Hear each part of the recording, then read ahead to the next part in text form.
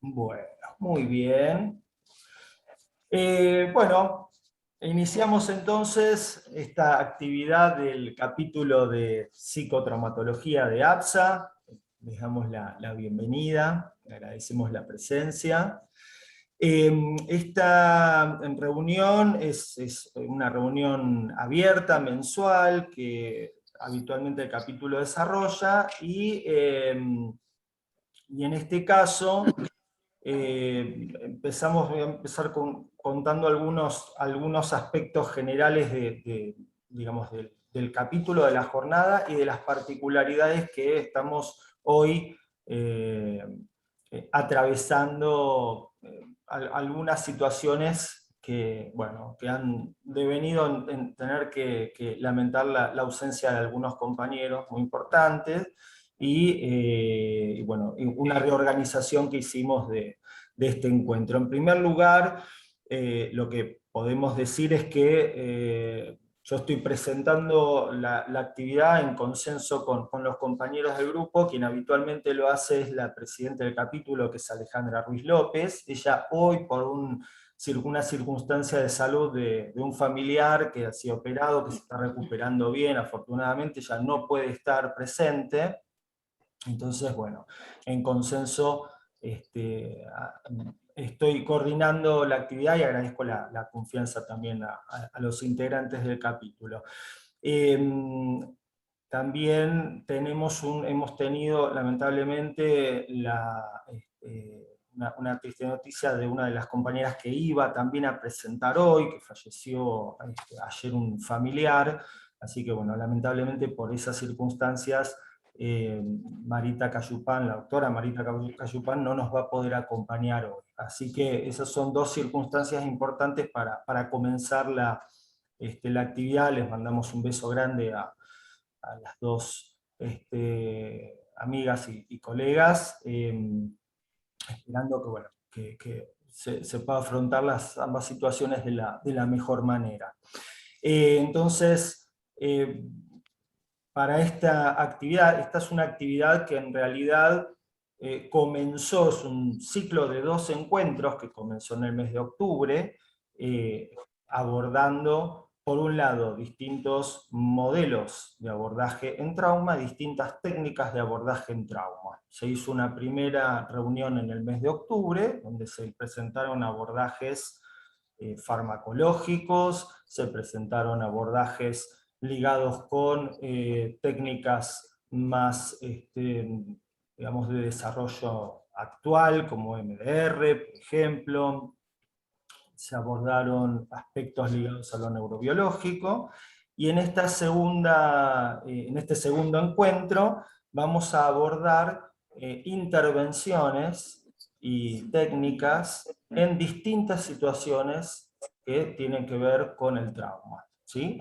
Es importante justamente comenzar esta presentación nombrando esta característica, porque la característica del grupo que constituye el capítulo de psicotrauma, precisamente hace pocos días tuvimos una reunión con las autoridades de APSA, y cuando hablamos de cómo son las características de este capítulo, es un capítulo que claramente se dedica a trabajar en distintos temas ligados con el psicotrauma, pero tiene la particularidad de ser un grupo muy abierto. O sea, es un grupo donde conviven distintas perspectivas de esta temática del psicotrauma, una amplitud en distintos profesionales de salud mental, porque estamos psiquiatras, psicólogos trabajando juntos. Es una amplitud a su vez en los marcos teóricos, porque tenemos marcos teóricos muy diversos, y justamente nos enriquece mucho la perspectiva que cada uno de esos marcos aporta a esta temática, desde el psicoanálisis, pasando por modelos cognitivos, pasando por modelos más integrales, pasando por los aspectos farmacológicos, pasando por los aspectos neurobiológicos. O sea, es una integración que vamos desarrollando en cada encuentro, y además es precisamente muy democrático. Así que ese es un aspecto introductorio que también quería aportar, a las características del grupo, ¿no? Entonces, es un placer compartir estas actividades y nuevamente darles la bienvenida, ¿sí?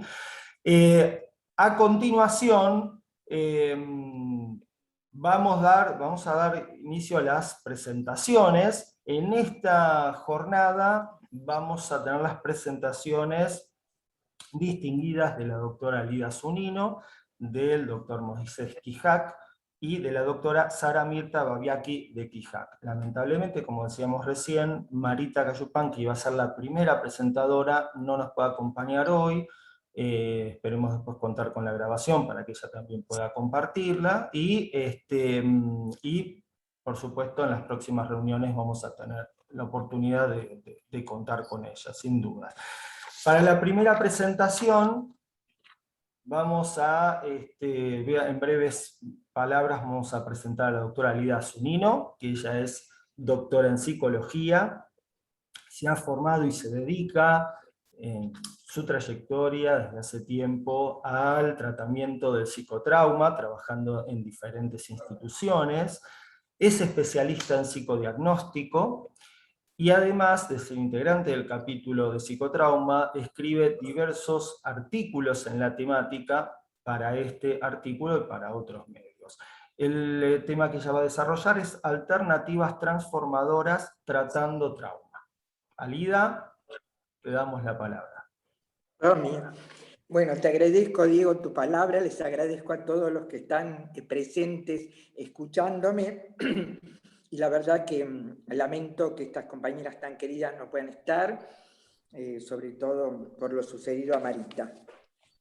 Bueno, hoy les voy a presentar una temática distinta a la que generalmente realizo, dentro de la psicología dinámica, algo que me llamó mucho la atención y que quería compartir con ustedes, y por esto me dediqué a escribir este artículo, ¿no? En lo que después me gustaría que opinaran acerca de esto. Bueno, durante esta pandemia tuve oportunidad de tratar distintos pacientes con experiencias traumáticas muy severas, a saber, una mamá a la que se le ahogó su niño pequeño, otra persona a la que se le murió asesinada su hermana, otras la que en 3 semanas sus 2 hermanos y su mamá de COVID. Y observé que debía utilizar otras herramientas a las que comúnmente apelaba. En todos los casos noté que había una necesidad de trascendencia. Dunker decía, la cura tiene que ver con la tríada síntoma, sufrimiento y malestar. El síntoma exige tratamiento, el sufrimiento pide alivio y el malestar demanda cuidado. Y Fromm agregaba precisamente la necesidad humana de la dimensión trascendente. La psicología positiva ya había tratado este tema enfáticamente. Seligman, uno de sus representantes, establecía que hay 3 caminos para la vida plena. La vida agradable y placentera, caracterizada por propiciar el aumento de emociones positivas en la vida diaria, minimizando las negativas. La vida buena, que se caracteriza por suponer entrega y compromiso. La vida con sentido, que busca conducir a una vida fundamentada en poner las fortalezas humanas al servicio de algo que trascienda la propia persona y que es considerada como esencial en la vida. Haciendo historia, ya los griegos hablaban del eros y el ascesis como la fórmula para llegar a ser un sujeto de verdad. Séneca decía, para la salida de la estulititia, o sea, la locura, es necesario remitirse a otro y de allí a la deidad. Los neoplatónicos entendían la catarsis como un determinado número de operaciones mediante las cuales el sujeto debe purificarse a sí mismo y en su propia naturaleza, y sobre todo volverse capaz de estar en contacto con el fundamento divino y reconocer el elemento divino en él. Kristeva también, en el libro de las mutaciones, compilación de las antiguas creencias chinas, expresa: creer y ser digno de ser. Se dice Sim, y su ideograma está compuesto por los signos: el del hombre digno de confianza y en quien se puede confiar, y el del Sin, que está en armonía con el Qi, que es el espíritu o la verdad cósmica. Foucault hablaba también de la espiritualidad y la concebía como la búsqueda, la práctica y la experiencia por las cuales el sujeto efectúa en sí mismo las transformaciones necesarias para tener acceso a la verdad. Bion también refiere al punto cero como punto de partida de la realidad psíquica y decía: la ficción de la vida consiste en transformar las sensaciones catastróficas en acontecimientos psíquicamente aceptables a través de la fe. En todo esto hablamos de espiritualidad y no de religión, ya que sería un tema a tratar más filosóficamente y en otra oportunidad, ¿no? Voy solo a expresar que las religiones son el vehículo de la espiritualidad, y esta espiritualidad pone el acento en el amor a la alteridad. Hay evidencias de relaciones positivas entre salud mental y creencias. Según Salgado, de la Universidad de Salamanca, decía que la fe ayuda a hacer frente a situaciones de pérdidas, duelo, estrés, proporcionando siempre resiliencia. Por esto es conveniente, frente a estas situaciones, ayudar a las personas a vivir una espiritualidad en tensión abierta al misterio, que admite las paradojas y que no siempre tiene todas las respuestas, que admite la tensión interna de todo ser humano, de ser radicalmente insatisfecho, pero que está llamado a la realización humana presente. La espiritualidad es potencial vital de desarrollo, que apunta a la realidad que trasciende la realidad física. La función de la vida psíquica consiste en transformar las sensaciones catastróficas, como dije antes, en acontecimientos psíquicos aceptables. La verdadera respuesta primordial y desarrollada a la catástrofe es la fe. Pero la fe no en el sentido religioso estricto, aunque no lo excluye, sino como confianza básica, la fe como convicción, que es una experiencia dotadora de un dinamismo vital, ya que favorece la construcción de sentido. Víctor Frank decía: la teoría del ser humano debe dejar abierta la puerta a la trascendencia. La trascendencia en psicología, concebida como al ser humano capaz de construir un sentido vital que se concretiza en cada una de las acciones que emprende. El campo de la psicología positiva refiere a las experiencias subjetivas, bienestar, alegría y satisfacción en el pasado, esperanza y optimismo en el futuro y fluir en el presente. Sería poner las fortalezas humanas al servicio de algo que trascienda la propia persona y que es considerado como lo esencial de la vida, meaningful life. Para terminar, creo que en todos los casos de shock traumáticos que me tocó tratar, la espiritualidad ayudó grandemente a la gestión terapéutica y la completó. Y me abrió una puerta para ayudarlos y darme a una reflexión personal propia muy importante. Siempre me gusta acabar con algo para pensar. Me perdí la estrella fugaz porque tenía que atarme los cordones, escribió no sé quién. Así es, perdemos lo significativo por ganar lo insignificante. Gracias por la atención y la escucha. Muchas gracias, Alida. Muchas gracias, súper claro y además muy integral lo que has presentado. Así que gracias. Después que terminamos las presentaciones, abrimos, digamos, al intercambio. Eso no lo habíamos aclarado recién, así que todo lo que vayamos después queriendo preguntar y compartir, lo hacemos al final, ¿sí? Muy bien, muchas gracias, Alida. Vamos a continuación a la segunda presentación, a la segunda ponencia, en este caso el doctor Moisés Quijac. El doctor Quijac es médico psiquiatra, es psicoanalista de la Asociación Psicoanalítica Argentina, ha tenido participación como profesor en la Universidad de Oxford y como profesor en la Universidad de Belgrano. Ha sido docente titular en distintas asignaturas del área de psicología con orientación psicoanalítica en el área de posgrado. Ha participado en numerosos congresos internacionales abordando la temática del psicotrauma y situaciones de identidad nacional.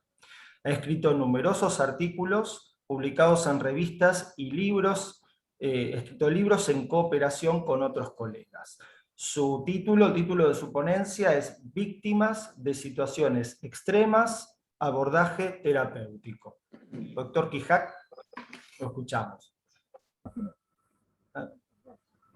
A ver. Que me puedan escuchar bien. Ahí estamos escuchando un poco bajito. A ver. Por ahora. Ahí se escucha. Ahora. Ahí se escucha un poquito mejor.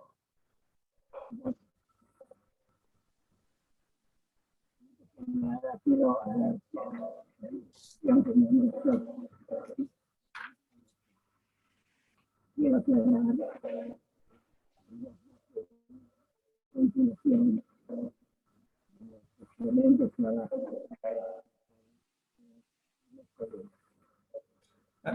Que nuestro capitán pueda estar presente, ya que mi trabajo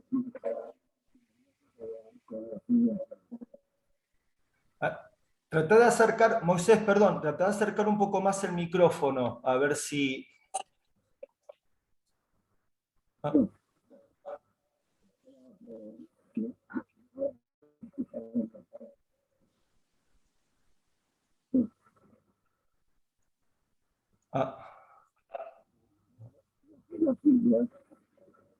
Los genocidios siniestros catástrofe social. Se entiende como catástrofe social situaciones traumáticas producidas en los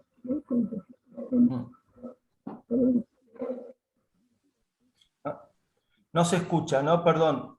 ¿Ustedes escuchan el resto? A mí me está costando. No. Moisés, trata de probar de girar un poquito el micrófono, a ver si encontramos una posición que se escuche mejor. ¿Está mejor? Ahora me escuchan mejor. Ahí pareciera que está un poquito mejor. Vamos a probar ahí. Decía que los genocidios son la forma más siniestra de las catástrofes sociales. Se entiende por catástrofes sociales las situaciones traumáticas producidas por el ser humano, a diferencia de las catástrofes naturales de las cuales el ser humano no es víctima. Los genocidios son los más siniestros de las catástrofes. Los genocidios no son tradicionales, son de su histórica, pero en el siglo XX el genocidio realizado por los nazis, sus colaboradores, la sociedad pasiva, todo el mundo contra los que los nazis consideraban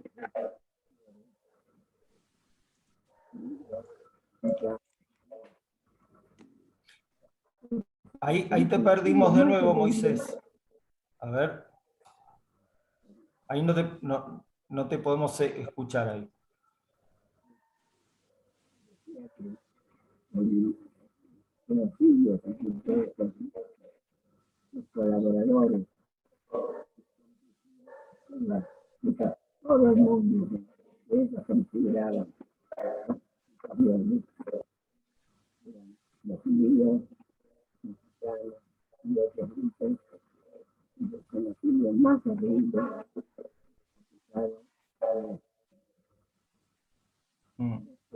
solo por la cantidad. No, claro, no te podemos seguir. Esa es la macana, es que no te podemos seguir digamos, la presentación porque no se llega a entender bien. A ver, ¿lo tenés escrito, Moisés? A ver, Sara. Diego, ¿me escuchás a mí? Ahí se te escucha bien. Sí, se ve que según cómo ubicás el micrófono, según la dirección que le das al micrófono, se puede captar mejor, evidentemente. A ver. ¿Funciona mejor? Ahí está un poquito mejor. Voy a tratar de lo que Moisés escribió, digamos, como exposición para el día.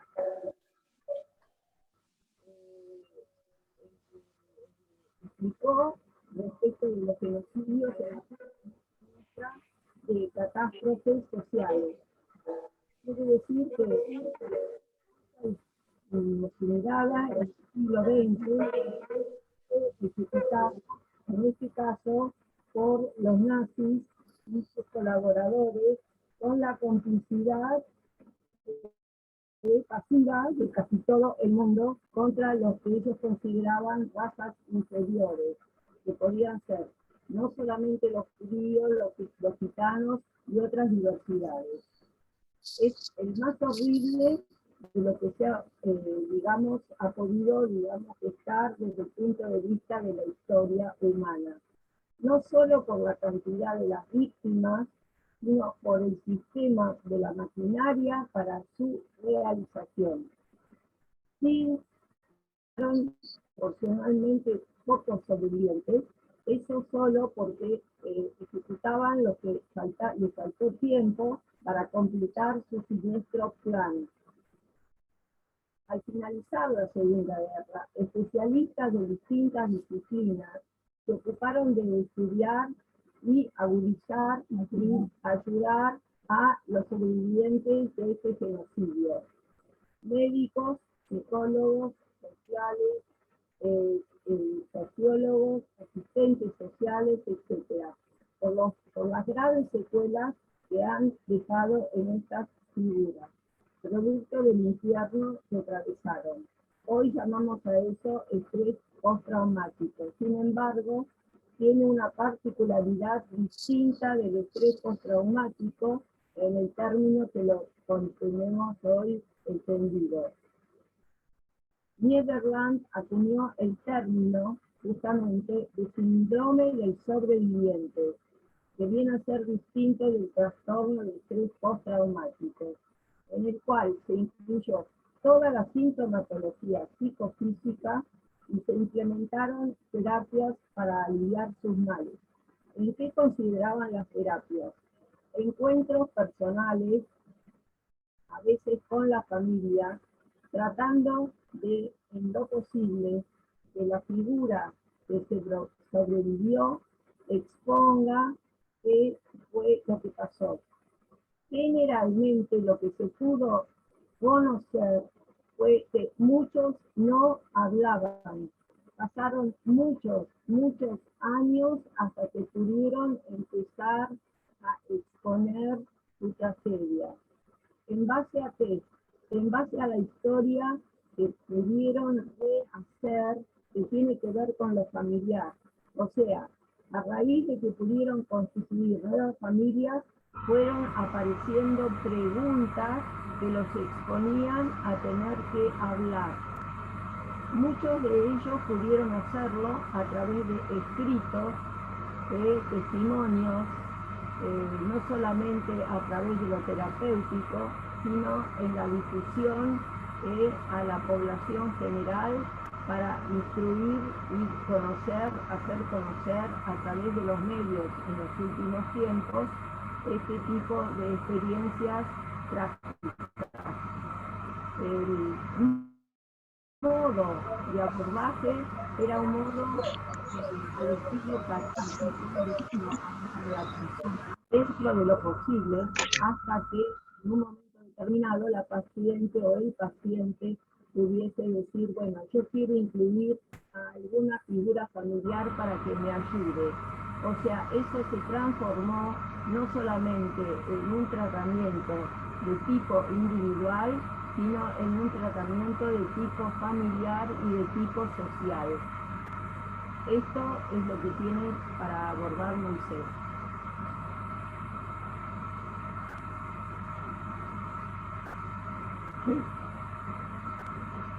No sé, ¿se pudo escuchar bien, Diego? No, no te escucho. Sí, ahí, se pudo escuchar mejor, sí, pudimos seguir. Después apareció un ruido hacia el final, pero creo que se entendió, pudimos seguir, digamos, en líneas generales lo que presentaban. Así que, perfecto, estamos bien.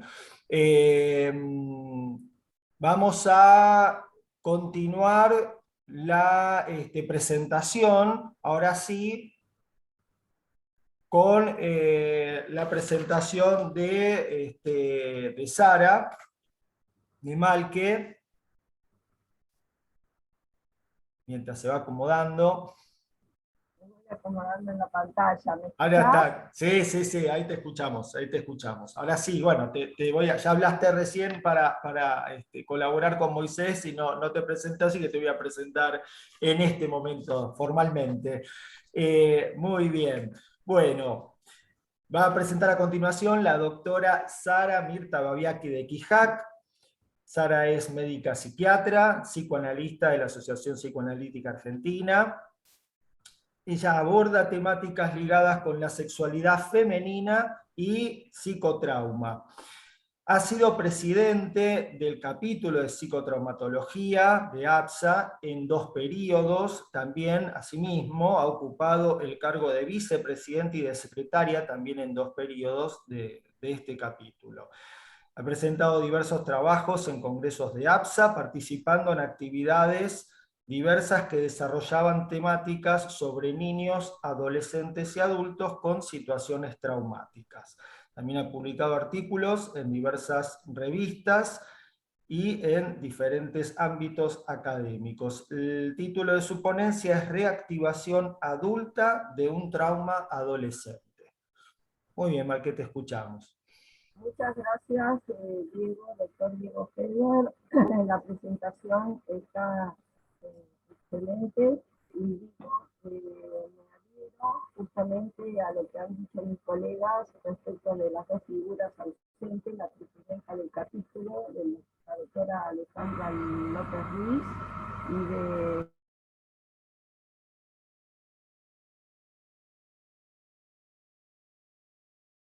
por situaciones familiares, la doctora Marita Cajipán. Por lo cual, seguiremos. Malque, fíjate de rotar un poquito el micrófono porque aparece un ruido. A ver.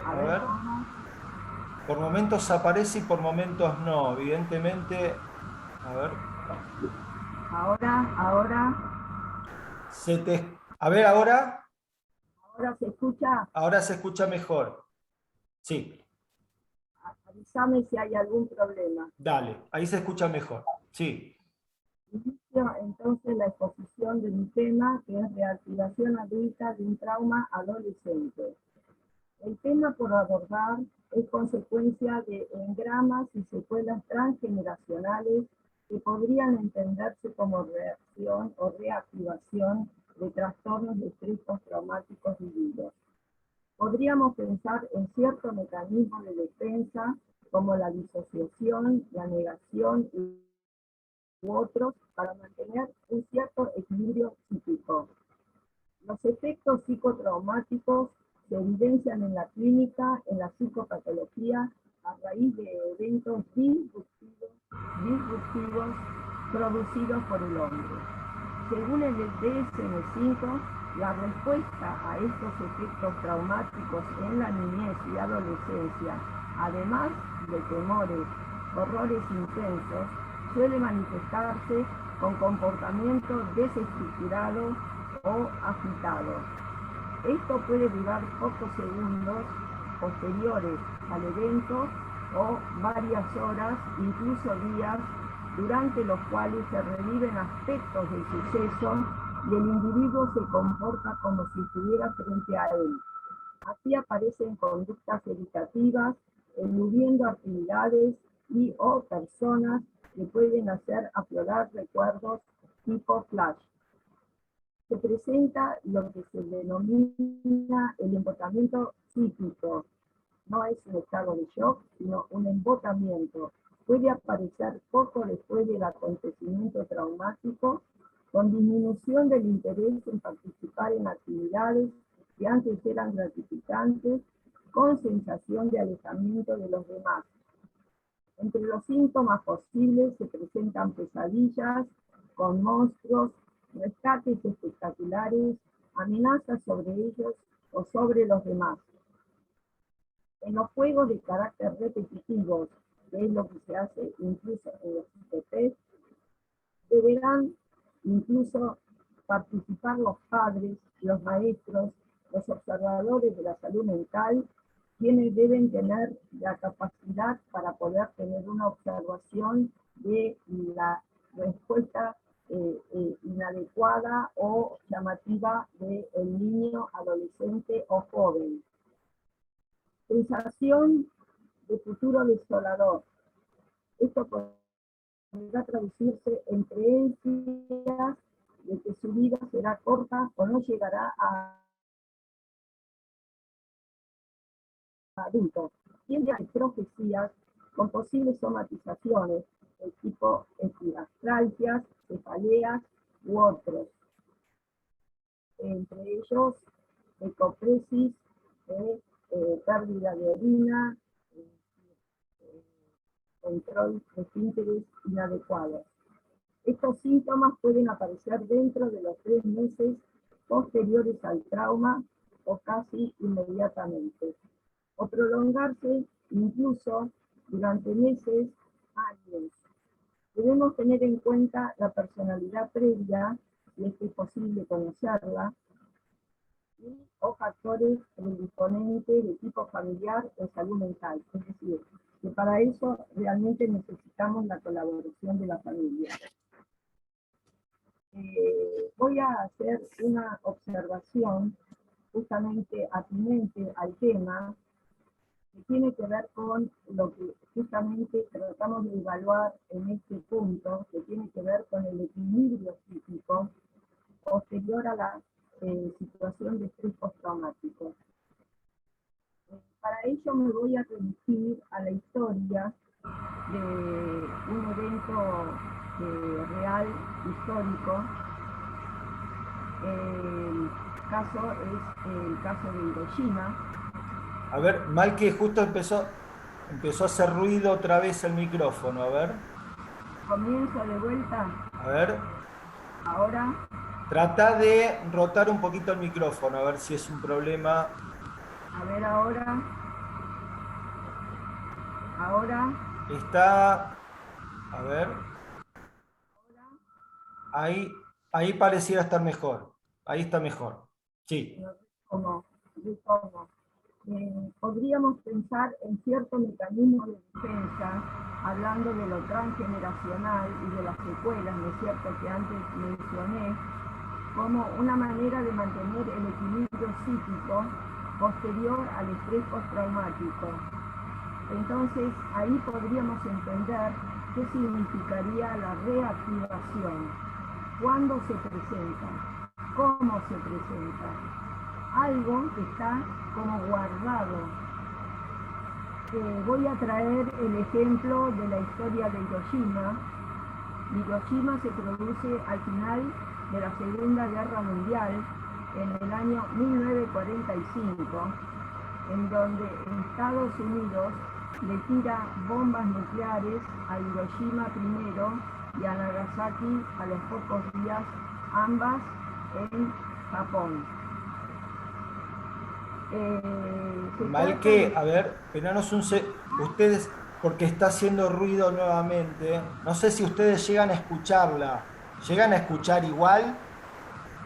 ¿Escuchan? Yo María, puedo escuchar, pero no sé si el resto también puede seguir. Hugo, no sé, ¿escuchan? Nora, ¿escuchan o ¿Sí? no? ¿Se escucha? Sí, bueno, seguimos igual. Digo, Dale, sí. la pregunta que desde el comienzo yo me hice es cómo lograron los protagonistas de esta película que voy a presentar en forma muy resumida, cómo lograron los protagonistas que no los frene a ellos esas vivencias que tuvieron en la continuidad de sus propias vidas. Entiendo que la proximidad física de ambos protagonistas, vivos, muertos, lo llamo yo, hacen la diferencia con esos cuerpos muertos y destrozados que son ellos testigos, sobre todo el personaje masculino que vive en Japón y que tuvo la desgracia de tener que ser testigo justamente de esos cuerpos, todos desparramados y de todas las secuelas que quedaron y los que quedaron vivos. Ese shock emocional crea una empatía mutua en esos personajes que se presentan en la película para así dar lugar a una catarsis compartida. Ellos quedan como sobrevivientes o como supervivientes. Les hago un breve análisis. La película se llama Hiroshima Mon Amour. Es hecha, realizada por el director francés Alain Resnais en los años 60.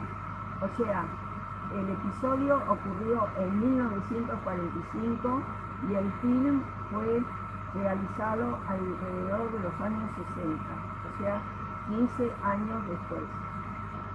Este film ofrece la posibilidad de ver ya sea los restos humanos vivos, porque aparecen en la película, en el film, justamente algunos recortes de la realidad real posteriores a la bomba de Hiroshima y las consecuencias físicas y anímicas de los sobrevivientes en imágenes reales tomadas en su momento. Simultáneamente, en el film, transcurre un relato entre una protagonista, que es una periodista francesa de 35-40 años, en su relación con un periodista japonés. ¿De qué se trata? Ella viaja a Japón, la periodista francesa, para hacer un análisis de los hechos. Y él ha sido testigo viviente de lo que ocurrió allí. Lo que comienza con un encuentro profesional se transforma en un romance, entre comillas. ¿Por qué? Porque después de analizar esto, se trata de un romance, ¿no? Esto da lugar a que la protagonista se conmueva y ella misma haga catarsis de sus angustias y asocie el desastre japonés con lo vivido propiamente por ella en París durante la Segunda Guerra Mundial, o sea, en tiempos era simultáneo, siendo ella adolescente y teniendo 15 años, y habiendo sido becada por los alemanes nazis que ocupaban París y el país, ¿no? Es interesante ver la evolución que hace este estigma dentro del psiquismo de la periodista francesa, como así también sobre el japonés periodista, ¿no? Cada uno en otra geografía. Cada uno ha transcurrido sus vidas y las ha continuado con experiencias traumáticas guardadas y desatadas por el hombre. Esos horrores vividos en la adolescencia dejaron improntas de una calidad tipo engramas, que no tienen representación en el psiquismo humano. Sin embargo, el genial director del film citado, o sea, Alain Resnais, pudo poner en imágenes y en diálogos eso que es tan difícil de asimilar. El comienzo de la película se inicia con un comentario que le hace el periodista japonés a la francesa periodista cuando se encuentran. Tú no has visto nada de Hiroshima. Esto significa que de alguna manera la confronta a ella con una realidad que él vivió. Ella esto lo conoció por textos, por films, por etcétera, cosas, no siendo testigo personal, cosa que sí fue lo que le ocurrió a él. Tú no has visto nada en Hiroshima.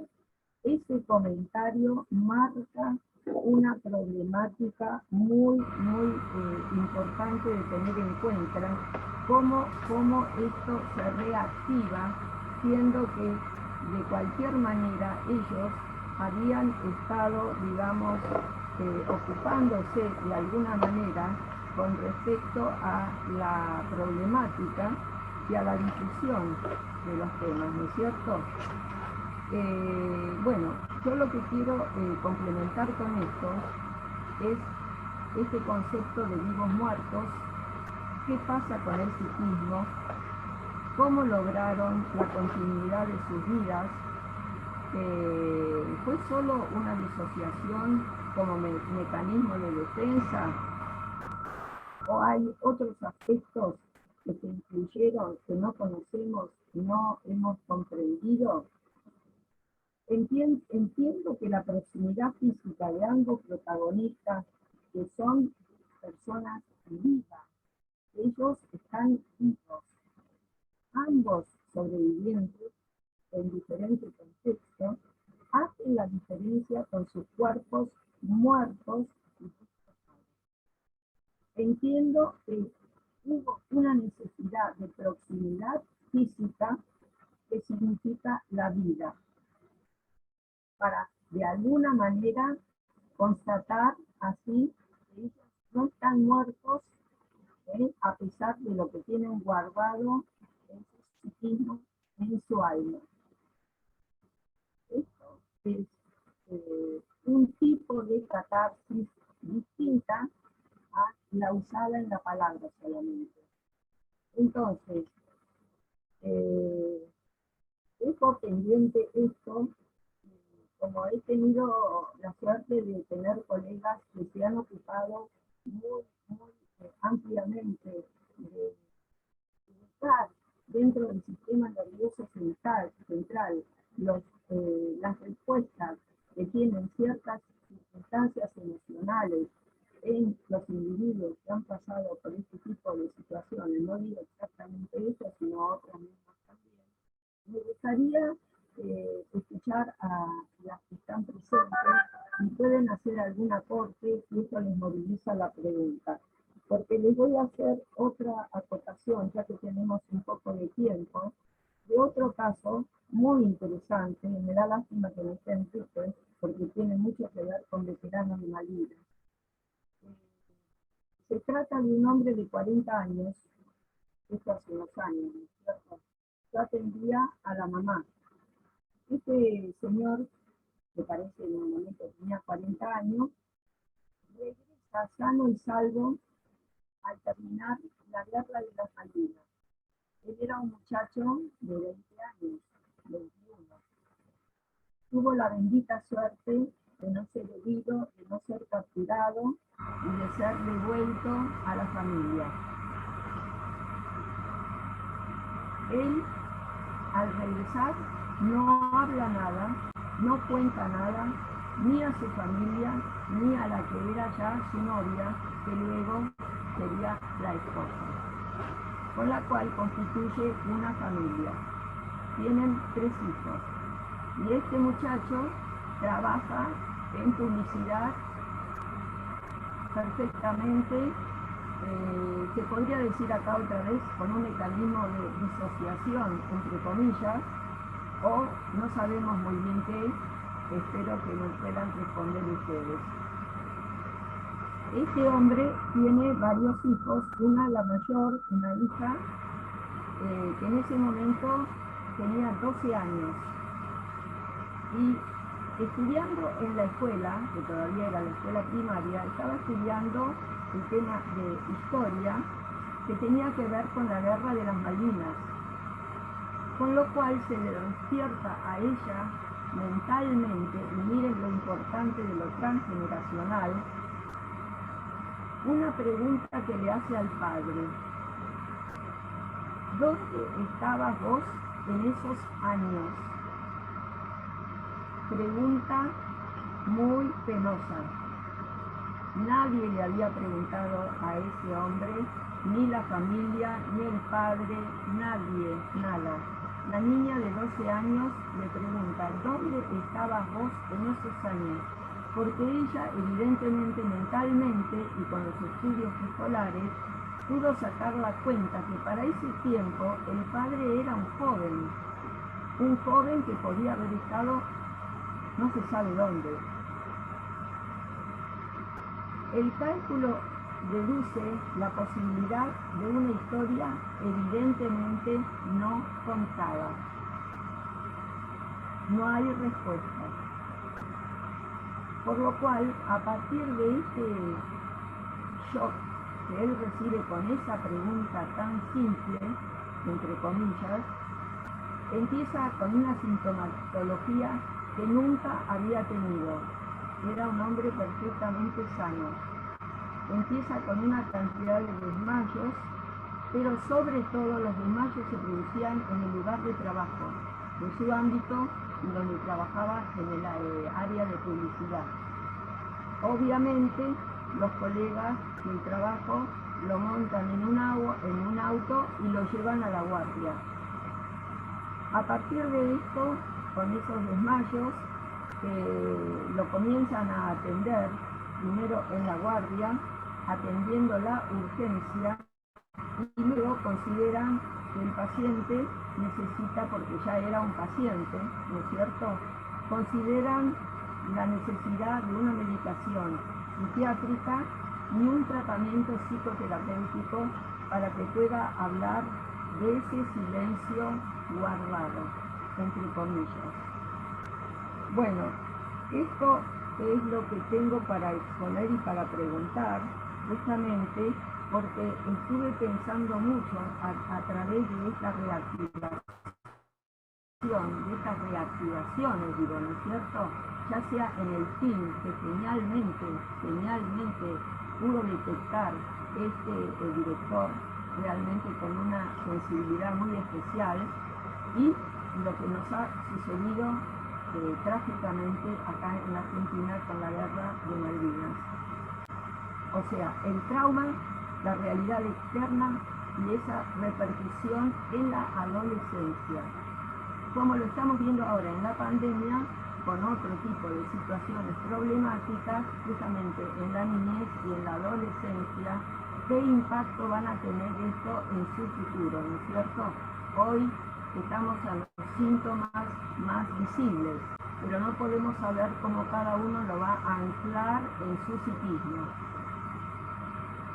Una cosa que estuve pensando, y esto justamente lo quiero evaluar, y me da lástima que me esté también la colega Claudia de Italia, porque ella abordó el tema de lo somático, de las respuestas somáticas al trauma, el tema que tiene que ver con el tacto, o sea, con el contacto.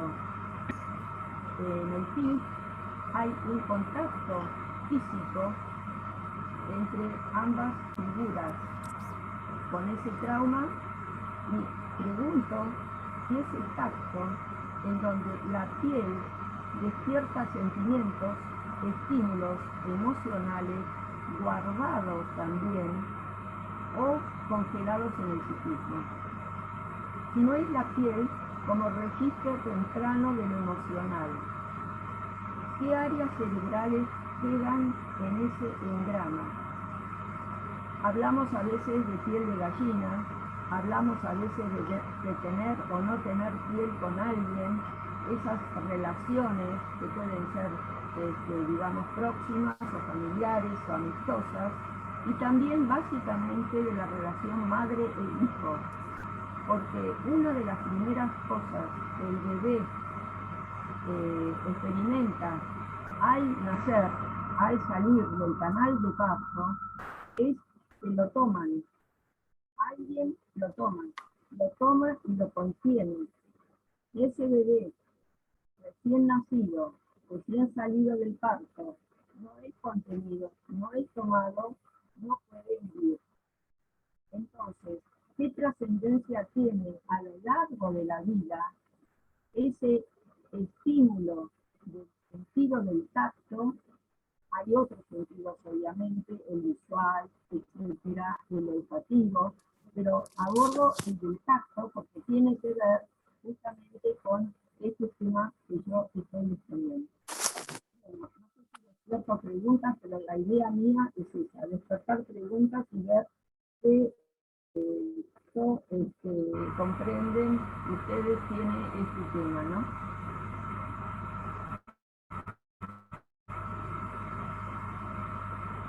Bueno, muchas gracias Malque. Muy bien.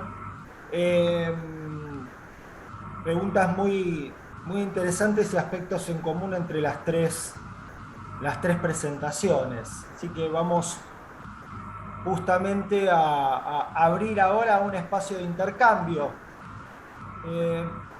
Seguimos escuchando, a ver si... Ahí está. Pues se escucha un zumbido, después va, viene, así que ahora, por suerte, ahí todos escuchamos bien. Bueno, muy bien. Muy interesantes las tres presentaciones y se complementan muy bien. Abrimos el espacio de intercambio. ¿Quiénes? A ver si alguien quiere, pueden habilitar el micrófono, si alguien quiere hacer preguntas, comentarios.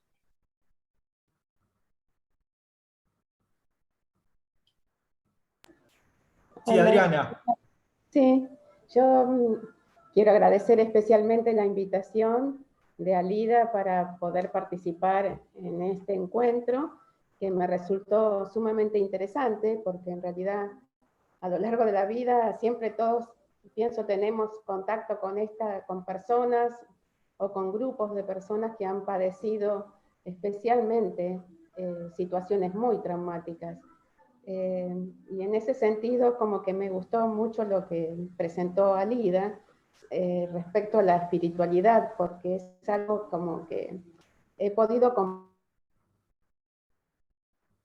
la mayoría de las personas que he conocido, de mi familia o de otros de amistades, la espiritualidad es un factor o es un elemento, es algo que colabora muchísimo para poder aceptar las desgracias o los traumas, enfrentarlos y poder llegar a salir adelante mínimamente, aunque más no sea, para seguir adelante un poco.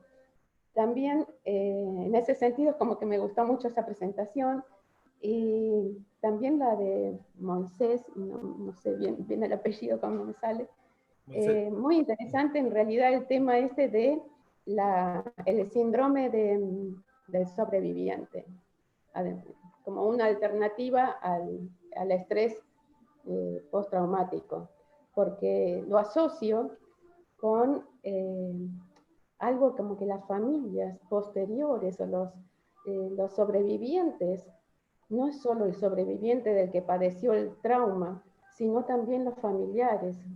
A veces, es decir, se enlaza con hijos y nietos que padecen el trauma de una manera diferente y que también lo tienen que poder resolver a lo largo del tiempo.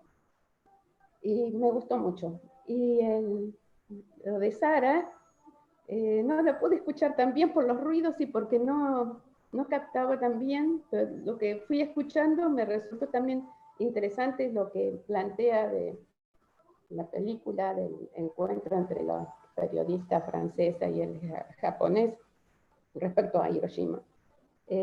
Conclusión que me gustó mucho esta presentación. Muchas gracias. Muchas gracias, Adriana. Muchas gracias.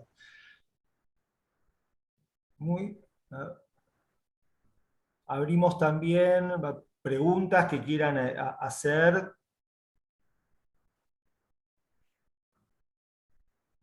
¿Está? A ver. Sí, Alida. Espera que estás silenciada. A ver. Ahí está. ¿Ahora me escucha? Sí, perfecto, Alida. Bueno, yo quería comentar algo acerca de lo que planteó Sara, ¿no? Con respecto a esto de la pregunta que hizo la nena, digamos, respecto al padre. Creo que esto es algo muy común, ¿no es cierto?, en todos aquellos que tienen que ver con lo traumático. Sobre todo lo he visto muchas veces en todo lo que pasa con el tema abusos, ¿no? Es como hay como una complicidad familiar, de esto no se habla, ¿no es cierto? Porque si de esto se hubiese hablado, la nena, ¿no es cierto?, no tendría que haber preguntado, pero es como que frente al trauma muchas veces está la evitación y la negación, ¿no es cierto? Si de esto no se habla, ya no existe, ¿no? Esto es una de las cosas que quería agregar. Y también me pareció muy interesante lo que habló acerca de lo de la piel, ¿no es cierto? Porque precisamente también ha habido muchos síntomas psicosomáticos en esta pandemia, ¿no? Y quizás también me he puesto a pensar en esto, que tiene que ver un poco con la falta de contacto, ¿no es cierto? Porque antes el contacto era como que sanaba, y ahora es como que el contacto enferma, ¿no? Entonces ha habido como muchas cosas que tienen que ver con estas situaciones que han aparecido sobre todo en el tema de problemáticas respecto a la piel, ¿no? Y a la piel como el elemento así más primitivo que tenemos, ¿no es cierto? Y donde se dan aquellas cosas también de broncas y de iras, ¿no? Cuando uno dice, y me broté todo, he visto que mucha gente ha aparecido con este tipo de cosas. También me pareció interesante lo de Moisés, precisamente lo del sobreviviente, ¿no es cierto? Porque siempre hablamos como del que tiene el trauma, ¿no? Y que después desaparece, o sea, teóricamente, ¿no? Como, así como magia, pero resulta que sigue el sobreviviente, precisamente sobreviviendo a esto, ¿no? Y por ahí esto tenemos una función tan importante, ¿no? Y una responsabilidad tan grande los que nos dedicamos a salud mental. Y también quería agradecerle realmente a Adriana lo que dijo y a mi compañera Nora que me haya acompañado. Así que muchas gracias. Sí, Liliana. A ver. Sí, buenas tardes. Yo soy médica psiquiatra, estoy en Córdoba Capital, trabajo en el programa de cirugía bariátrica del hospital privado, en donde la salud mental, gracias a Dios, es lo primero que se tiene en cuenta, y en muchas de las pacientes que he visto en las derivaciones, escuchándola a la doctora Sara, el tema de la no palabra, que muchas veces, inclusive en un espacio tan quirúrgico, poner palabra al hecho de un abuso ocurrido en la adolescencia, y cómo ha trascendido la historia de las personas en cuanto a un aborto, por ejemplo. Tenemos muchos pacientes con antecedentes de aborto, donde la palabra fue negada, y recién cuando llegan, después de los 40 años al programa, empiezan a hablar. Y el tema de cómo ocultar bajo los kilos de peso, justamente aquello de lo no dicho.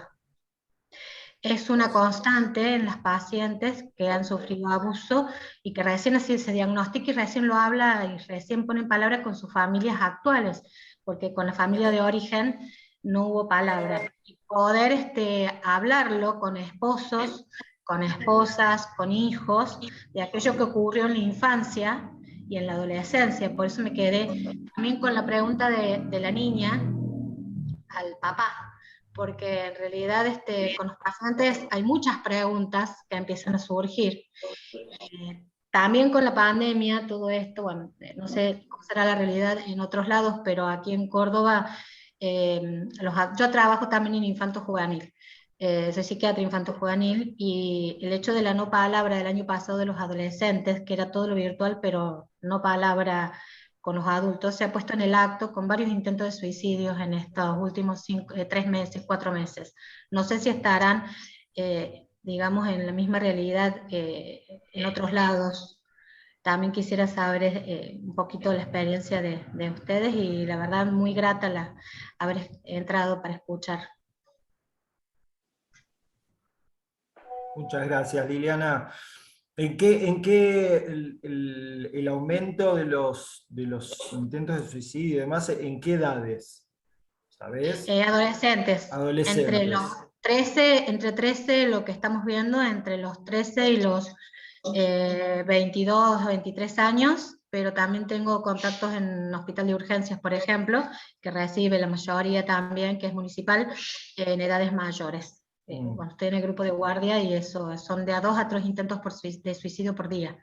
Sí. Como que estamos en rojo con las atenciones. Sí. Bueno, sí, yo conozco una realidad parecida que se está estudiando también, por ejemplo, en La Rioja. En provincia de La Rioja también están haciendo investigaciones en suicidio adolescente y han tenido datos parecidos. O sea que no sé en otros lugares, pero evidentemente es una de las franjas más vulnerables, ¿no?, de la pandemia. Y se han deteriorado mucho las redes de asistencia para esa franja a partir de la pandemia. Evidentemente se ha evidenciado eso, ¿no? No sé si conocen las realidades en otros lugares, pero yo sé ese dato. Sí. Lo tengo abierto. Sí. ¿Querías decir algo, Alida? ¿Ahí? No. Ah, bien. No sé en qué clubito hablas. Sí, es una realidad que se está evidenciando, sí, por lo menos en varios lugares. Bien.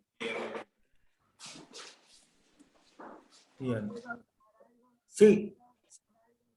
No se te escucha, Sara. ¿Puedo agregar algo? Sí, pero no se te escucha. ¿Puedo agregar algo? Sí. Justamente el énfasis quiero ponerlo en el tema que sí, que es obviamente que tiene que ver con la pandemia, y lo que dijo la doctora Silvia Senino, tiene que ver con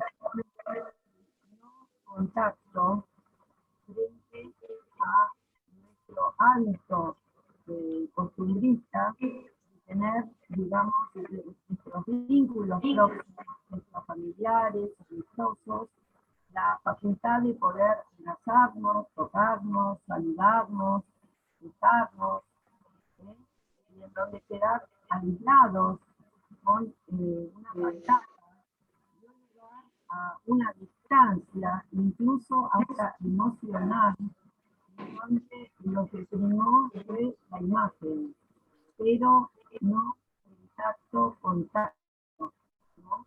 Y justamente es una de las primeras digamos, experiencias del humano como contención.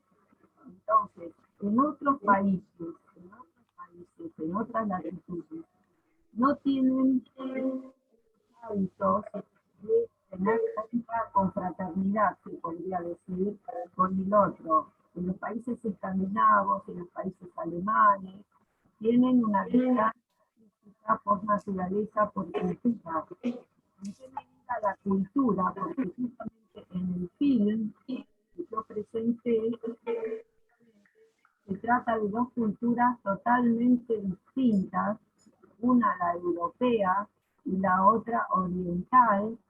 Sin embargo, lo básico, lo primario, que es el tacto y el contacto, ambos lo pueden compartir. No hace falta palabra. Entonces, eso hace la posibilidad de una catarsis por un lado y de contención por el otro.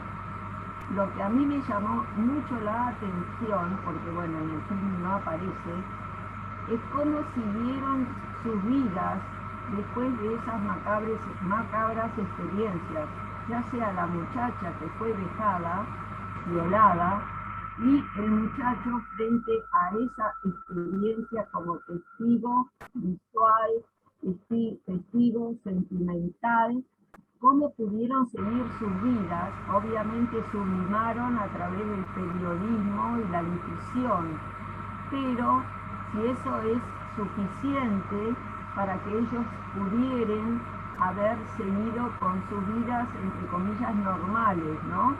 Digamos. Y la casualidad de la historia hace que se encuentren dos culturas totalmente distintas, con distintos hábitos, y sin embargo lo básico, lo primario del humano es el tacto-contacto que los despierta. En el sentido, por eso digo, los despierta como figuras vivas. Y digo, ¿qué pasa justamente con los adolescentes actuales, con los púberes, con los jóvenes, que se les ha cortado esa experiencia que tenían diaria y permanente? ¿Cómo se lleva adelante, más allá de las investigaciones, esta reconexión? ¿Cómo se hace para que muchos han quedado distantes y se sabe que se ha generado un estilo al tipo autismo? Algunos directamente no quieren volver a tener relaciones presenciales entre ellos. Algunos se han aislado. Entonces se habla de depresión, se habla de una nube que ha quedado. ¿De qué modo continúan? Porque tengo justamente un paciente que no tiene trato con su familia, directamente con el padre, a partir de los 15 años, y mismo ahora nada de palabra. Se ha encerrado en una encerrona, no tenía esa caracterología. Entonces me pregunto, estas respuestas, ¿no es cierto?, tan variadas, que vamos recién ahora conociendo y viviendo y encontrando en nuestro trabajo diario, ¿no es cierto?, en el área de salud mental, porque todo esto está saltando ahora, ¿no es cierto?, en salud mental. Exacto. Sí, Alida, estás muteada. A ver. Estoy bien ahora. Ahí está. Sí. Espera que estás muteada. Ahí estoy. Ahora sí. La tecnología no es lo mío, pero estoy un poco tecnológico. No, estamos bien. Bueno, yo lo que quería decir un poco a Malque también, ¿no?, a lo que plantea Malque, es que creo que muchas de estas cosas tienen que ver con la personalidad previa. Y con la personalidad previa que no solamente incluye al adolescente, sino incluye a la familia, ¿no? Y creo que realmente la única salida, es decir, siempre he creído que, y no en una cosa así muy flu, ¿no?, que el vínculo de alguna manera cura, ¿no? Uno terapéuticamente hablando, esto lo nota. Entonces pienso que si la salida está un poco a través del tratamiento, ¿no es cierto?, familiar, ¿no?, en el hecho de poder ensamblar los vínculos de otra manera, que mucho durante esta pandemia cada uno estaba en lo suyo y metido dentro de la tecnología, ¿no?, porque directamente no se podía salir y demás. Entonces creo que esto, dentro de un tratamiento familiar, sobre todo en aquellos adolescentes muy metidos realmente para adentro, ¿no? Creo que, y bueno, y que de acuerdo a lo que planteaba respecto a Malque a la película, también eso tiene que ver, ¿no es cierto?, con lo vincular, que va más allá de la cultura, ¿no? De alguna manera también en esto tengo conocimiento de causa. Mi hijo está casado con una chica china, ¿no? Entonces creo que esto va más allá realmente de lo cultural, digamos, ¿no? Aunque obviamente lo cultural siempre influye mucho. Pero creo que es un arduo trabajo el hecho esto de ver terapéuticamente qué es lo que pasa en estas épocas de, ¿no es cierto?, de pandemia, sobre todo con los adolescentes, ¿no es cierto?, que han pasado mucho tiempo encerrados y donde la cultura de alguna manera tiene que explayarse de otra forma para tratar de dar nuevos objetivos y posibilidades, obviamente, ¿no? Y donde también salir un poco a veces nosotros, que por ahí tenemos una mirada muy patológica, ¿no? Ir un poco hacia una mirada más positiva, hacia donde podemos encauzar, ¿no es cierto?, para salir de esto, que todos hablamos de la nube mental y de todas estas cosas que han ido sucediendo, ¿no? Sobre todo en aquellos que han pasado y sufrido el COVID. Y aparte, un aspecto importante ligado con esto, y un concepto del que se está hablando, es el de negligencia parental, como un fenómeno que aumentó mucho durante la pandemia, no como una cuestión intencional de los padres, sino producto de del mismo estrés, la misma dificultad de los padres para atravesar toda la situación de pandemia, cómo eso repercute en prestar menos atención a los hijos, en alejarse también un poco de ellos, ¿no? Entonces, también se está comentando, se está hablando de ese concepto de negligencia como una forma también de facilitar el desarrollo de ese tipo de patologías en adolescentes o en niños, ¿no? No negligencia como dificultad para ocuparse de la manera que habitualmente lo hacían, ¿no? Producto del estrés que toda la familia atraviesa, todo el contexto social atraviesa al mismo tiempo, ¿no? Porque nadie escapa o nadie pudo escapar precisamente a la pandemia y lo que estaba sucediendo. También es importante para tener en cuenta.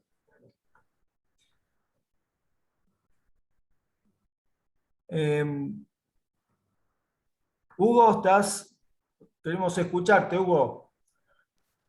Sí, yo estoy escuchando muy atentamente.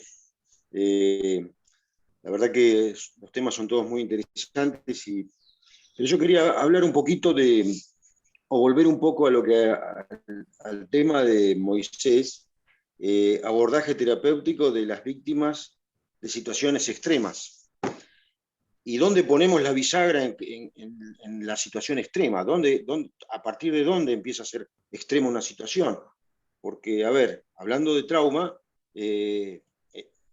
la mayoría hemos atendido veteranos de guerra, yo particularmente tuve que atender personal policial que ha sufrido enfrentamientos en la calle y que ha tenido la desgracia, vamos a ponerle así, de herir o matar a civiles accidentalmente, y bueno, son situaciones extremas, pero lo que a mí me parece, o por lo menos desde mi punto de vista, lo que es una situación extrema es cuando el hecho nos afecta a nosotros también muy profundamente y que nos dificulta ese abordaje terapéutico, porque nosotros vemos o por ahí empatizamos tanto con la situación que ha vivido el paciente que nos resulta difícil encontrarle la punta de un hilo para empezar a desenmarañar ese trauma.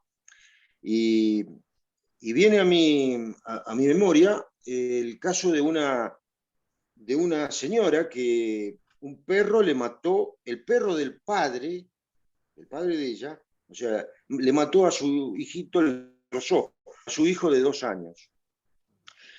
Esa historia fue tan brutal que realmente yo no supe, en la primera entrevista, no supe cómo enfrentarla. En sucesivas entrevistas, bueno, ella misma me dio pautas como para empezar a trabajar, y bueno, al cabo de 1 año y medio, esta señora, bueno, que pasó por unas circunstancias muy, muy difíciles con su marido, como suele pasar en estas cosas, ¿no? Bueno, terminó no rompiendo con su marido, siguieron juntos la vida a pesar de semejante infortunio y pudieron seguir adelante. Así que yo particularmente, y no sé qué te parece a vos, Diego, al resto de los integrantes, pongo el punto de inflexión o el punto de situación extrema en aquello que nos afecta a nosotros particularmente. No sé qué le parece a ustedes. Vos mencionás el significado que adquiere para cada uno. Desde ese lugar lo Claro. decís, Hugo. Sí. Desde el punto de vista en que a vos se te dificulta por la situación extrema, porque vos la vivís también como una situación extrema. ¿Qué le decís a esa persona? Qué sé yo, el veterano de guerra, y bueno, vos lo tenés que sacar de esa circunstancia, lo tenés que sacar de ese combate perpetuo y volverlo a la actualidad. Pero, ¿cómo haces para en este caso, y debe haber otros también tan graves como este, en este caso, ¿cómo haces para volverlo a la realidad, que la realidad es durísima hoy para esa señora? Exactamente.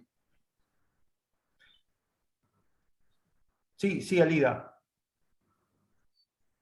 Estás muteada.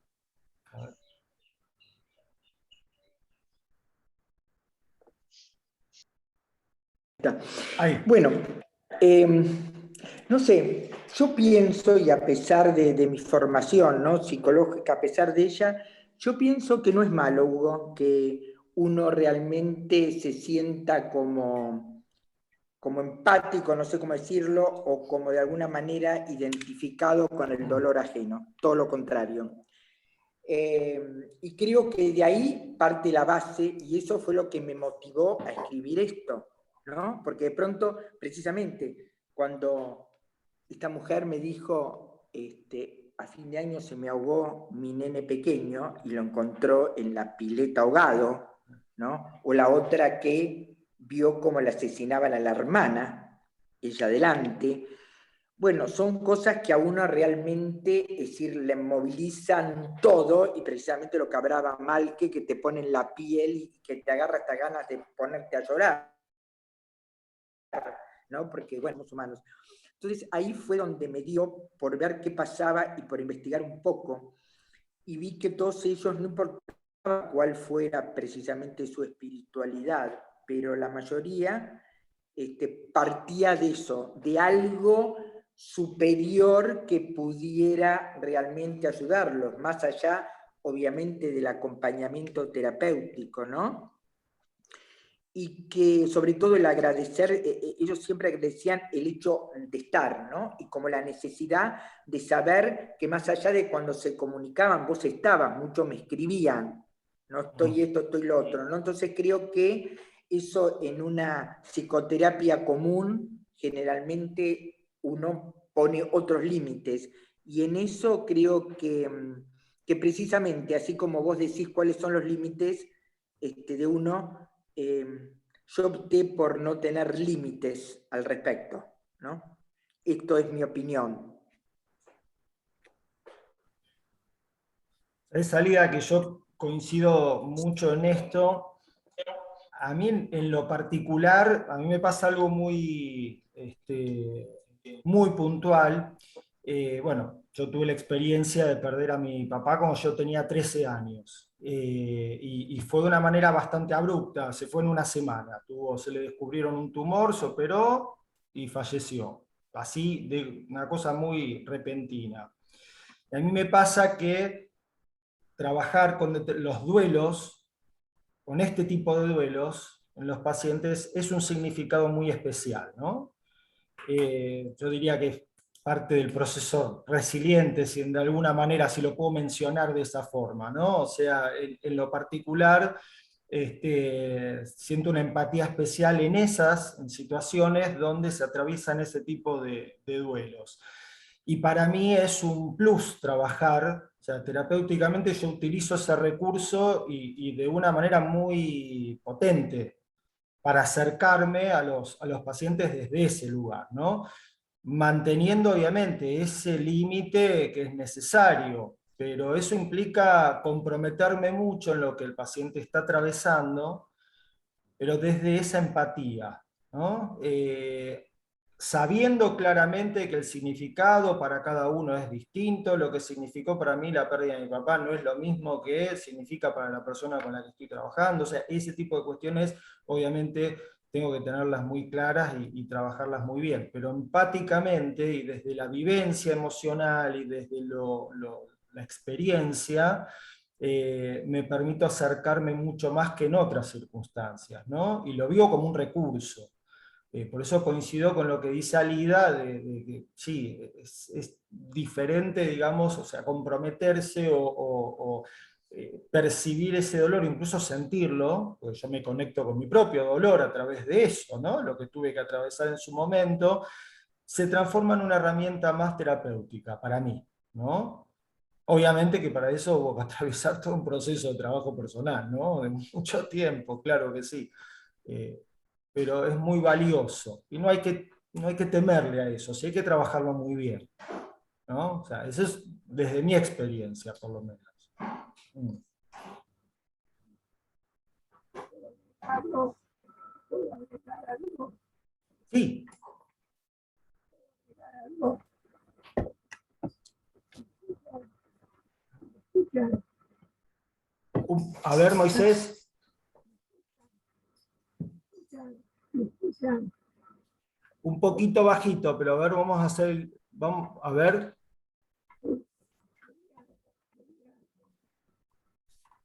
Tratar de contestarle con la pregunta de Hugo, solidarizado.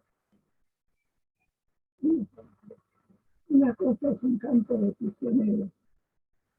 Las situaciones pueden ser horribles, pero otra cosa distinta es un campo de exterminio, donde crearon los nazis con la posición de tenían que transformar esos campos de fábricas de muerte en las condiciones eran infinitamente peores.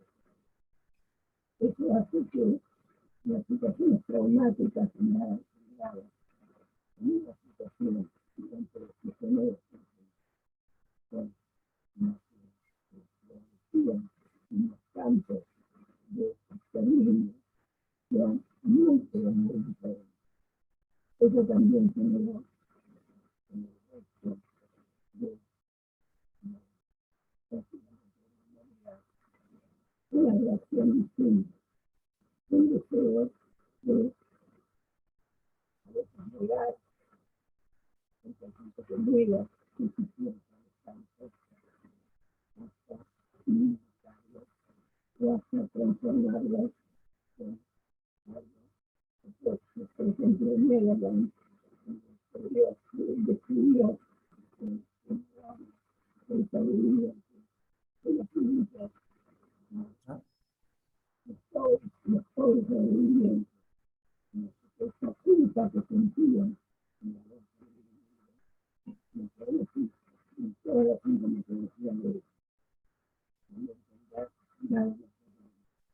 Y tal vez eso es lo único. No, ahí no te podemos escuchar, Moisés. No sé si ustedes se escuchan, llegaron a escuchar. No, tal vez Sara te puede ayudar. Maike, ¿podría saber ayudarnos? Lo que voy a tratar de explicar es lo siguiente. Sí. Trata de hacer una diferencia en lo que son. ¿Me escuchan a mí? ¿Sí? Habla un poquitito más fuerte si podés. Trata de hacer una diferencia en lo que son los campos de concentración con los campos de exterminio. Es decir, los campos que son de prisioneros con este otro tipo de modalidad. En los campos prisioneros, los prisioneros están, bueno, retenidos, ¿no es cierto? Por supuesto con falencias y todo lo que ya algunas cosas conocemos, otras desconocemos, pero en el campo de concentración la metodología era distinta.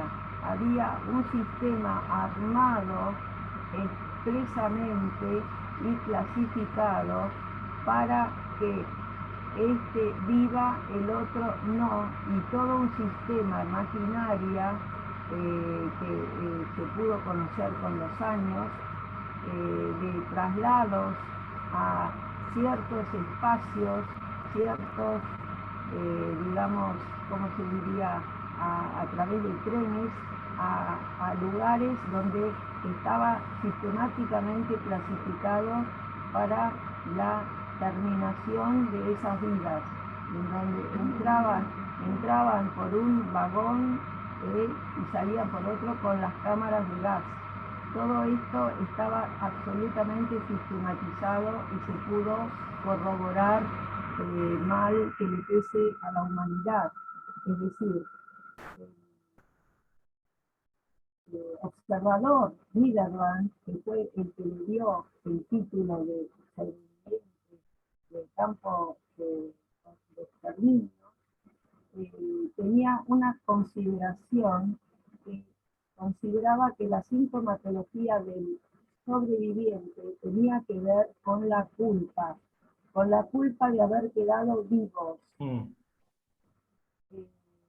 Evaluación que Moisés no coincide porque esas personas que quedaron vivas no son culpables de nada.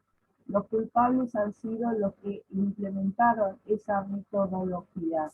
Ahora, ¿por qué esas personas asumieron sobre sus espaldas la culpabilidad? Esto es algo que hay que justamente trabajar para desarraigar eso, no solamente en las personas que, bueno, ya generacionalmente están casi desapareciendo, los que fueron, ¿no es cierto?, que vivieron esas etapas, pero quedan, volvemos otra vez, los descendientes.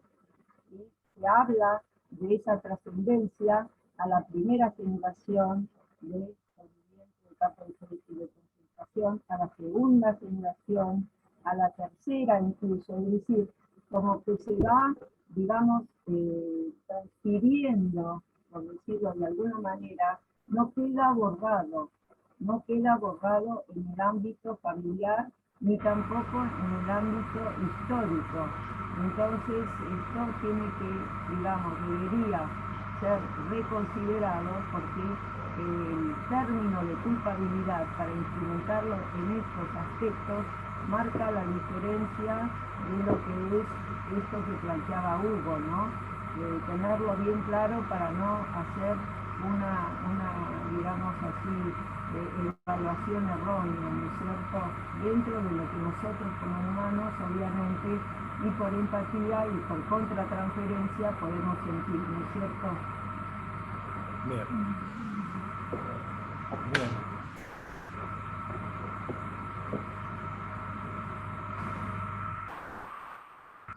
Muy bien, Malque, gracias. Sí, sí, es muy importante la diferenciación. Incluso tomando lo que había presentado Alida, vos hablaste de Viktor Frankl en uno de los momentos, ¿no? Y Viktor Frankl justamente su experiencia para construir en gran medida el modelo de abordaje, ¿no? Y de comprensión en la logoterapia tuvo que ver con su experiencia en campos de concentración. Ahora, él lo que decía era que justamente aún en el momento final, en el momento en que el prisionero del campo de exterminio era consciente de su destino, digamos, aún en ese momento Viktor Frankl decía que podían decidir de qué manera entrar a esa situación, ¿no? Entonces veía que algunos entraban resignados, otros entraban con una actitud más activa, digamos, hasta el último momento él hablaba de la voluntad, de la capacidad de decidir y la voluntad de sentido, ¿no? Aún en situaciones tan extremas, mucho más, por supuesto, en las etapas en las que uno atraviesa y sigue vivo, ¿no? Situaciones tan traumáticas. Más aún cobra fuerza esto. Sí, Alida.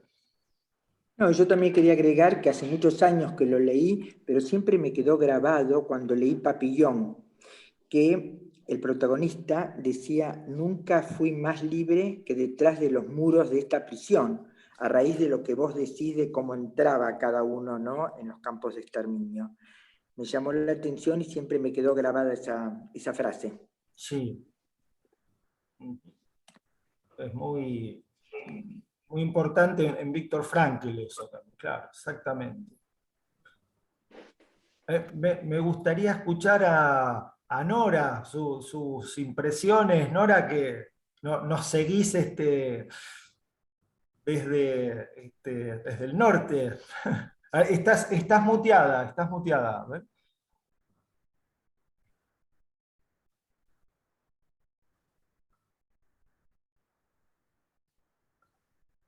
Ok, Ahí ¿ahora? está, ahora sí, ahora sí. Perfecto. Sí. Bueno, a medida que los iba escuchando, iba asociando mi cabeza loca con vivencias de acá, ¿no? De Estados Unidos. Aquí pasó hace unos años, tal vez ustedes conocen el hecho, de una psicóloga de California que tuvo que declarar ante el Capitolio, ¿no? Y culpando a un candidato a la Corte Suprema, ¿no?, de haber abusado de ella en los tiempos de college. Uh-huh. Esto motivó, de ahí en más, que muchos pacientes míos, nuevos y otros viejos, se animaran a hablar, ¿no?, de que habían sido abusados. Y nunca jamás, y era gente grande, ¿no?, nunca jamás se habían permitido mencionar esta traumática cuestión con nadie, ni con sus esposos, ni con padres, ni amigos, ni nada.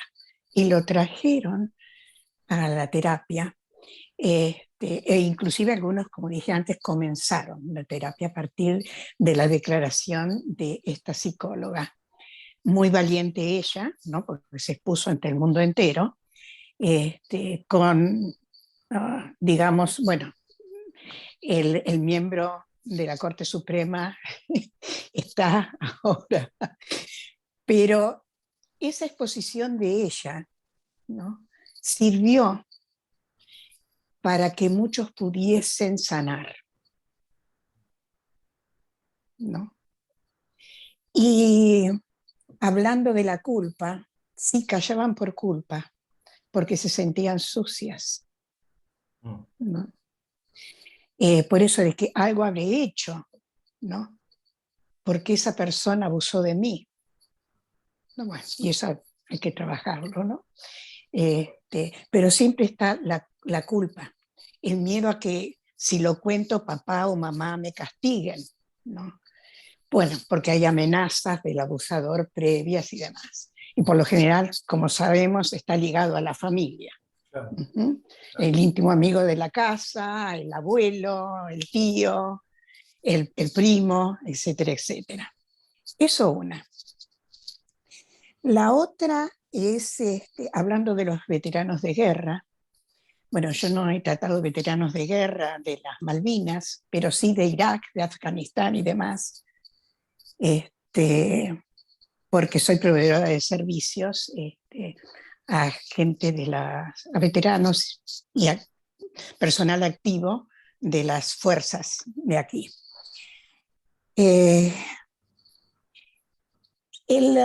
Digamos que el trauma trasciende a la víctima principal.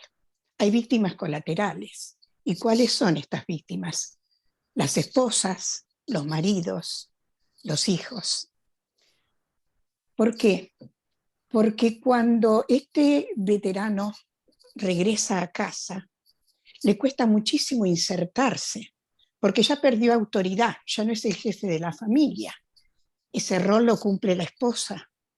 Y los hijos lo ningunean, como decimos los argentinos, porque están acostumbrados a obedecer a la mamá, ¿no? Que es la jefa del hogar. Entonces ellos se sienten como desubicados, ¿no? Entonces, ¿qué hacen? Se enrolan de nuevo, vuelven, ¿no? ¿Por qué? Porque se ha creado un bond, un lazo, ¿no? Un nexo muy profundo con los compañeros que han vivido la misma situación, estar en guerra. Poner en peligro sus vidas, matar, etcétera, etcétera. Las situaciones son extremas. Entonces, con ellos pueden hablar porque tienen vivencias compartidas y se sienten como en casa, se sienten más en casa que en casa, ¿no? Se sienten más comprendidos y demás. Y hay un aumento desde hace años de la tasa de suicidios, tanto de gente que está en el frente como de gente que regresa, ¿no? Permanentemente, por esta razón, ¿no? Amén de que, por ejemplo, cuando están los fuegos artificiales del 4 de julio, famosos, ellos los relacionan, ¿no? Con los bombardeos, con estar en situación de guerra, ¿no? Eso lo reviven. Bueno, y bueno, a todo eso a todos esos pasajes me llevaron escucharlos a todos ustedes, ¿no? Muchas gracias. El sentido de pertenencia, ¿no? Mencionabas recién. Exacto. Eso tiene exacto. también significado muy fuerte, claro. Exactamente. Sí. Sí. ¿Y este miembro de la corte está en la corte? ¿Ya lo sí, terminaron? Sí. ¿Lo nombraron? Sí. A ella, pobre, declararon que mentía. Ahora yo me pregunto, ¿quién va a exponerse ante el país? ¿No? Y esto ha trascendido porque salió en las noticias de muchas partes del mundo. ¿Quién va a exponer una situación tan traumática, ¿no? Tal cual. Para mentir? ¿No? Sí. Pero bueno, para ella fue otra segunda situación traumática, ¿no?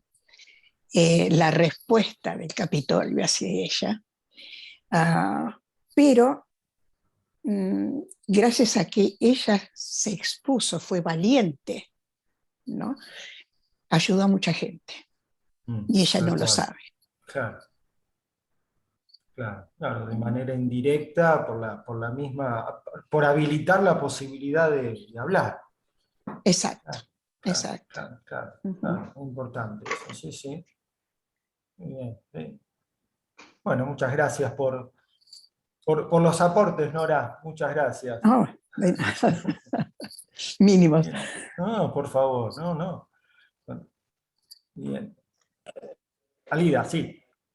No, que la verdad que me resultó interesante lo de Nora porque nunca había pensado en esto, ¿no? En volverse a enrolar, como en el cambio de familia, ¿no? Es decir, irte con tu familia propia, porque en realidad esa dejó de ser, ¿no? Como que pasa a ser monoparlante. Estas situaciones, ¿cómo se dan, ¿no? Para integrar. Me acordaba que mi marido en una época... por suerte fue un año solo, tuvo que viajar por su trabajo y entonces cuando llegaba también todo era mamá, me preguntaban a mí, hasta que él se podía integrar, era como una familia monoparlante. Bueno, yo les agradezco a todos, los que me han escuchado un montón, pero ahora los tengo que dejar, vení casi te muestro, porque justo llegaron mis nietitos. Muy bien, entonces, muy bien. Entonces, vení, que así te muestro. Vení, un segundito, vení. No quiere mostrarse, pero bueno, porque dice que estoy en la televisión yo. Así que por eso, pero les agradezco un montón y entonces los voy a dejar acá para después, vení, si querés, porque vienen a ver ¿Qué es lo que pasa? Bueno, ellos te muestran la bandera argentina, ¿ven? Muy bien. Mira, espera, Espíritu. bueno, Muy bien. Sí. Vieron, así que está, porque no saben de dónde son ustedes. Claro, ese es el fenómeno, ese es el fenómeno del Zoom, ¿no? Justamente, claro, estar conectados desde tantos lugares distintos. En la televisión. Claro, esos son los nuevos efectos, claro. Los saludo a todos, les agradezco su escucha, me he enriquecido mucho. Te agradezco, Diego, que hayas hecho esto. Lamento mucho por mis compañeras que no hayan podido estar y ya hablaré con ellas. Les agradezco los aportes de Moisés y de Malque. Y bueno, y a Nora, a Adriana y a todas mis amigas que sé que estuvieron, como María Antonia, otra amiga que también me escribió que estuvo. Y la verdad que como siempre es muy enriquecedor, ¿no? Y donde uno puede tener una apertura muy grande dentro de esto. Así que bueno, ya pronto nos volveremos a reunir y a seguir con todo esto. Fantástico. Les mando un beso grande. Un beso muy grande y muchas gracias por todos tus aportes tan enriquecedores como siempre. Igual ya estamos cerrando porque faltan poquitos minutos para que se termine el Zoom, así que ha pasado rapidísimo el tiempo. Exactamente. Y le mando un beso también a Hugo, ¿eh? Chau, chau. Chau. Beso grande. Chao, Alida. Gracias. Chao, Alida. Beso, chau, chau. Chao, chao. Bueno, muy bien. Justamente sí, Malque, ¿querías decir algo? Conocimiento público de tu manera tan delicada y tan digamos, ordenada y tan respetuosa de poder, digamos, concatenar a cada uno de los participantes y escuchar con tranquilidad y poder hacer tus propios aportes. Agradezco muchísimo también a cada uno de los colegas que pudieron participar y que tuvieron la amabilidad de hacer, digamos, sus propios aportes, de sus propias experiencias de vida en el trabajo en común que tiene que ver con salud mental. Y entonces esto de Hugo, esto de Diana, esto de Adriana, esto de Nora, que aportó desde otra latitud, otra problemática, pero que es interesantísimo todo lo que pudimos aprender en el día de hoy, digamos, obviamente sin la presencia de tanto Alejandra Lindroth como de Marisa Singel, que seguramente van a poder hacer un seguimiento de esto que espero haya quedado bien grabado. Ojalá, esperemos.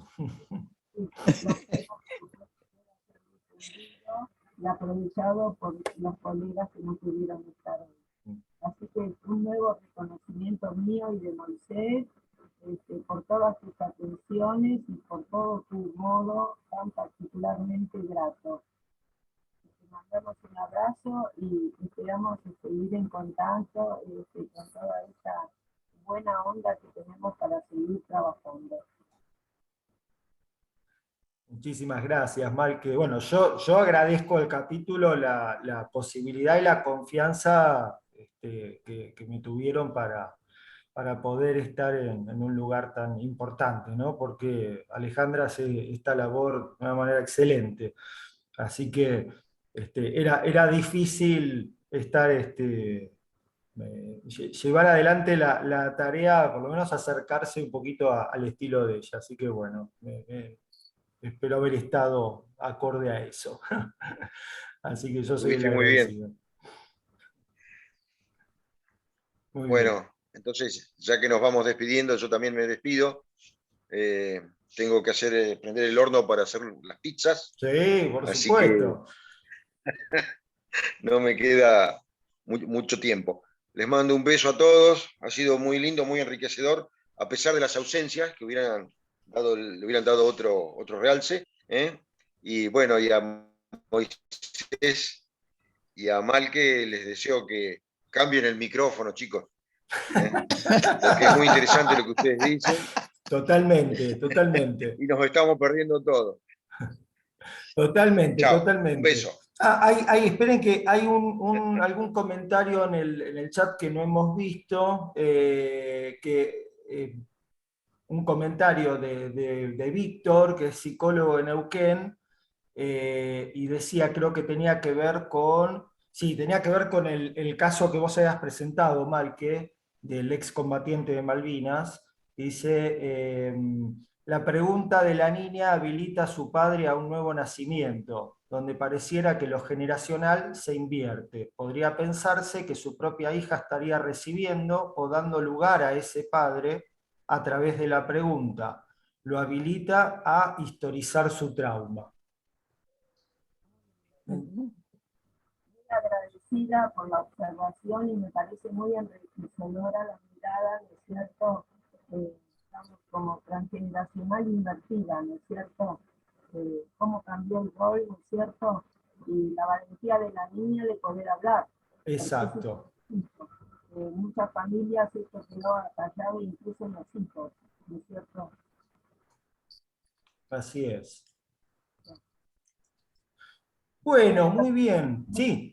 Vamos a cambiar el micrófono. Vamos a ponernos en campaña. Sí, sí, sí. Vamos a buscar las estrategias adecuadas. Vamos a buscar el mejor. Totalmente, totalmente. Ya tiene sus fallas. Bueno, pero vamos a lograrlo entre todos. Bueno, fantástico. Bueno, me toca a mí despedirme. ¿Me escuchan? Sí, sí.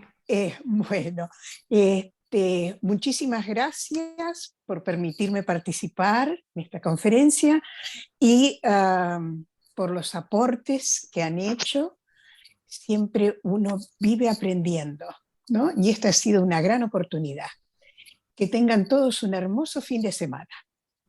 Muchísimas gracias, Adiós. Nora. Muchísimas gracias por tus aportes, la participación y para todos también. Un lindo fin de semana y nos veremos con todo gusto en las próximas actividades del capítulo. Ok. Hasta luego. Besos. Buen fin de semana Bye. para todos. Que estén muy Gracias bien. igual. Chao, chao. Gracias. Gracias. Hasta luego. Gracias. Chao, hasta pronto. Hasta pronto.